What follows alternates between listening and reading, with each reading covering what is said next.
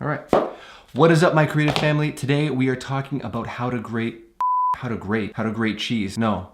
Today we are talking about how to get amazing audio to go with your amazing video. And that's why I decided to put this guy in the frame so you can actually see him. Give him some love. Let's talk about him today.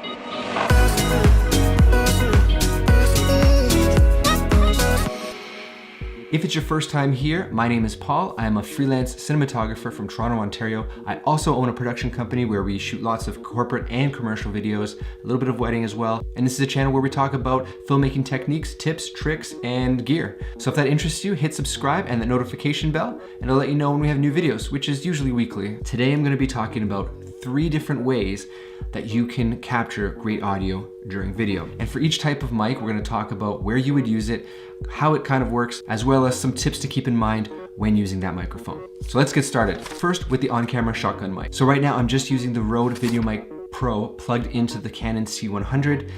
It's at 0 dB with no high pass filter on it. What a shotgun mic does is it generally rejects sound that is towards the perimeter of the mic, and it'll focus the sound pickup on what's in front of the mic, directly in front. So when you're outside and there might be a park or some cars nearby, it's really great for isolating that audio. There's no echo, it really just picks up what's in front of it. In a room like this, it's still picking up what's in front of it, but that echo to the sides is kind of giving it a weird sound, which can be bad. You might hear it in this one a lot more. But the problem with the shotgun mic is it does have a limitation when it's on the camera. That you'll notice when I'm back here, even though I'm speaking louder, it doesn't necessarily sound as good because I'm not as close to the mic. So if I quiet down, it might not sound as good. Or if I yell, you're gonna get more reverb in the room. If I come really close to it, then you can hear it, the closer it is to your mouth, the better the sound is. Generally, the closer the microphone or the audio capturing device is to the source of the audio, meaning your mouth, the better audio quality you're gonna get from that device. That's my dad calling, right in the middle of the... Also, you don't wanna forget to set your camera to manual level, not having the camera determine it automatically. The second microphone we're gonna talk about is the lapel mic or the lavalier microphone. I have mine plugged into a small Sony recorder, and that is just recording the audio separately from the camera. So why would you want to use a lavalier mic? Well, these are generally good if you want your talent to move around. If they're going to be moving around a lot like this, see, it doesn't matter if I turn my back away from the camera, and the mic will go wherever I go. I just put the recorder in my pocket and I'm good to go. I can talk about some books I don't use over here, and some pictures I find that are funny over here. I can even go away from the camera and you'll still hear me over here. So you would definitely want to use these if you have your subject or your talent moving around a lot. You'd probably not want to use them if you don't want them visible in the scene and you can't easily hide it. There are some ways to hide a lapel mic, and if you have the right microphone, you can get a set of these Rycoat undercovers. And what they basically are double-sided adhesive pads where one side will attach to either the skin or clothing, and the other side will attach the microphone and then a little piece of felt covering it. Lapel mics are also really good to use as a backup.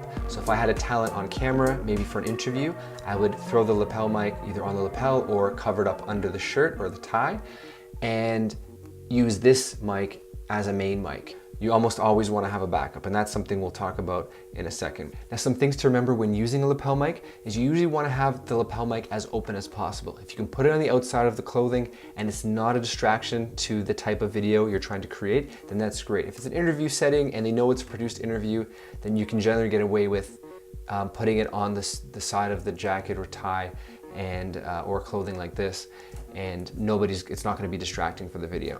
If you need to hide it and you can't have it open, using the undercovers, or you can make your own type of undercover using some sticky tape, you generally only want it covered by one piece of clothing. That way the sound isn't so muffled. You can generally fix it somewhat in post, but you don't want it under layers and layers of clothing. It's just not gonna sound good. You also wanna keep the mic to the side of the mouth, so on either side of the person's chest area or this general rib area. If you put it under the mouth, it's gonna sound muddy because the chin is gonna actually cover some of the frequencies that come out of your mouth. And you have to be maybe aware of which way the subject is looking. If they're looking this way, it's gonna sound different than if they're always turn this way. So you want to plan out where you're going to put the mic based on your talent. Keep in mind that lav mics are omnidirectional, so they will pick up sound all over. You don't have to really aim the tip of the mic to where the audio source is. You can be a little bit more lenient with it. Also, don't forget to manage the cable that goes under the shirt. You might want to put a little loop in it, some tape, and that'll give you some play in the cable so that the cable doesn't create noise or pull the mic off of the talent. And now we come to our last and final microphone, the overhead or boom shotgun microphone. So currently you're listening to this microphone and it is the Rode NTG2. It is a bit close. You generally wouldn't want to have it in the frame. I can see it at the top of the frame right now. But like with other microphones, your goal is to get it as close to the source of audio as possible. So from my mouth, maximum you want to have these is about 12 inches. So I could raise this up a bit, probably about to here right out of frame would be perfect. The room is a bit echoey, and like I mentioned with shotgun mics before, because of their design, if any echoes are coming off of the sides of the walls, they're gonna create some weird sounds in this room. So there are different mics that would be better in this case, but this is just for illustration purposes. I just want to talk about these more popular types of microphones. So the overhead boom mic is great for a couple of things. First of all, if your environment is good, you're going to isolate a lot of it and you're going to just get the subject's voice very clearly. You can get some very high-end microphones which produce nice sounds. This mic is going directly again into the C100 through XLR. You can do it through XLR into a external recorder if you're using another camera. You don't have to have a camera that has an XLR input. Just keep in mind some of these mics do require external power.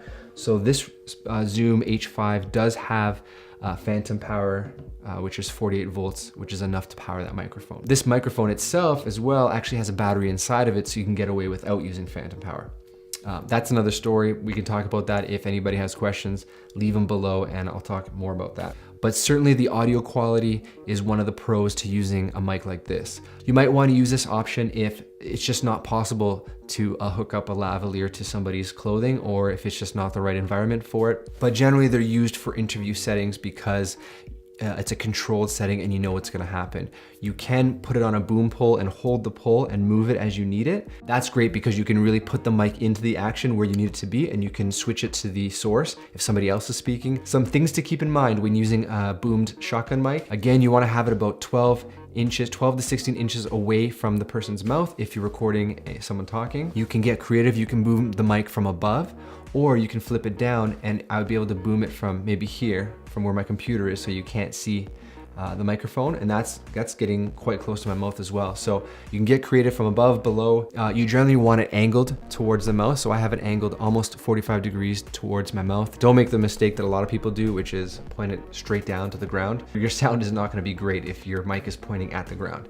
You want it pointed right at the source. So if I turn it, there, you can hear that's right at the source now. And just like the previous shotgun we talked about, you do want to have some sort of foam windscreen or fuzzy dead cat windscreen if you're going to be outside, because the wind noise, you will hear the wind noise 100% if it's windy. Also a good idea, I have this mounted on a shock mount. If you're going to be handling the boom pole, you need to be careful with that, and you need to have a proper shock mount to really get rid of the vibrations in the microphone while you're handling the boom pole. And that's it for the 3 types of microphones you can use to get better audio. Now what I want to do is just give you some extra quick tips that you can use. These are some general guidelines when using microphones. The first one is about levels. You generally want to see your levels peaking at -10 dB in a talking interview setting like this. So when I'm looking on the screen there, I do see it is around -10 dB. If I had somebody here to help me, I would actually film that and show you that it is at -10 dB, but that's generally gonna protect you from any peaking, and it's gonna give you enough amount of room for the person to get louder or to be not too quiet, and you don't have to boost up your levels after. The second tip is, especially with interviews, because you're gonna be cutting up the interview and cutting up the person's voice and their speech, you wanna have a room tone. And a room tone is just basically 30 seconds to 2 minutes of the room the way it is with the person in it. So with me sitting in it, with the camera rolling, with lights on, exactly the way it is, I would ask everybody to be quiet for 30 seconds and just grab some room tone. Now you generally don't wanna move around, you don't wanna create any noises, you wanna make sure the cars have passed, everything's stopped, you're just getting the tone of the room. So when you cut the interview up, you have something to fill in the dead spaces so it doesn't sound like you completely cut out all the audio. The third tip is backups. Whenever possible, try to have as many backups as you can. Have a lav mic, have a field recorder, have a shotgun mic on the camera, even though you have a shotgun mic here, because if one of them fails for some reason, there's no getting back that audio, and you want to have as many sources as you can. This is especially important in live events and weddings and just any kind of event that you can't redo, that is not a controlled situation. And my final tip before we end here is that in post, it is okay to use plugins like Sound Soap or even the built-in plugins in Final Cut for removing noise, just to tweak your audio to really get it to sounding the best. Maybe I will have some tips on this in the next episode. I think that's what I should do for Fast Friday coming up. Maybe I'll go through this in more detail and show you how to use Sound Soap, how to use the built-in noise reduction and EQ in Final Cut to really make your sound pop and stand out. Not pop and click, because that's not, you don't want that. Anyways, that's all for today. I'm sorry if that peaked and hurt your ears, but I hope you grabbed some more information about good audio. I hope that was helpful for you. If it was, give it a like. If you want to see more videos about filmmaking tips and tricks, then subscribe for more videos weekly. And I'll see you in the next one.